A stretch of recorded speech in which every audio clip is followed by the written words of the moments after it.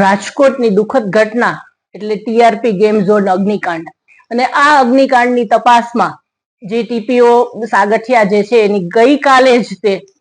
એમની ઓફિસના જ્યારે સીલ ખોલવામાં આવે છે અને તેમાંથી કરોડો રૂપિયાની સંપત્તિ અને સોનું સહિત અને હજી દસ્તાવેજો તો બાકી જ છે ત્યારે એક એટલું મગજમાં આવે અને ખ્યાલ પણ આવે કે જે રાજકોટ મહાનગરપાલિકા જે છે એના શાસકો જે છે એ જ રાજકોટ મહાનગરપાલિકા છે એ ચલાવતા હોય છે. કહેવામાં જગ જાહેર છે કે રાજકોટની જે ભારતીય જનતા પાર્ટીની સંકલન સમિતિના જે 4-5 સભ્યો છે એના દ્વારા જ તે રાજકોટ મ્યુનિસિપલ કોર્પોરેશન છે એ ચલાવવામાં આવે છે. તો શું રાજકોટ મ્યુનિસિપલ કોર્પોરેશનના અધિકારી પાસેથી આટલી સંપત્તિ મળે છે? તો શું આ જે અત્યારે જે સીટની રચના કરવામાં આવી છે, જે તપાસ સમિતિ છે, એ કેમ હજી સુધી કોઈ પદાધિકારીઓને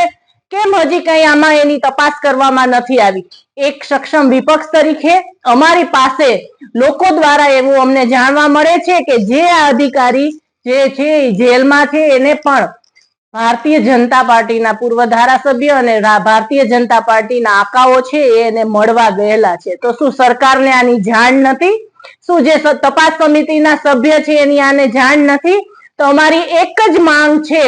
કે જે લોકો પણ આ પદાધિકારીને જેલમાં મળવા ગયા છે અને સીસીટીવી કેમેરા ત્યાં હોય જ તો એના ફૂટેજ દ્વારા કોણ ત્યાં ગયા હતા એની તપાસ કરવામાં આવે અને આ જે લોકો ગયા હતા અને સાથે સાથે જે સંકલન સમિતિ જે છે તે વર્તમાન સંકલન સમિતિના ચેરમેન હોય કે પછી મેયર હોય કે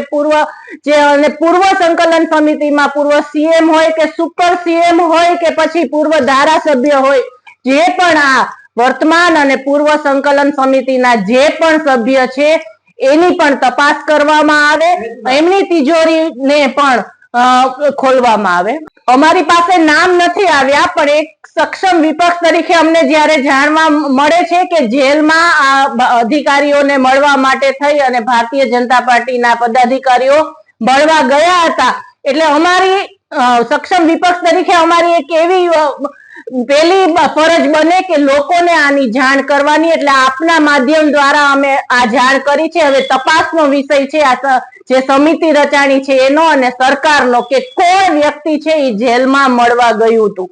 અને જો જેલમાં મળવા ગયું હોય તો કેમ હજી સુધી એની ઉપર કાર્યવાહી નથી થઈ? તો અમારી એક જ માંગ છે કે વર્તમાન અને પૂર્વ સંકલન સમિતિના જે પણ સભ્ય છે અને જે પણ લોકો આ જેલમાં ગયા છે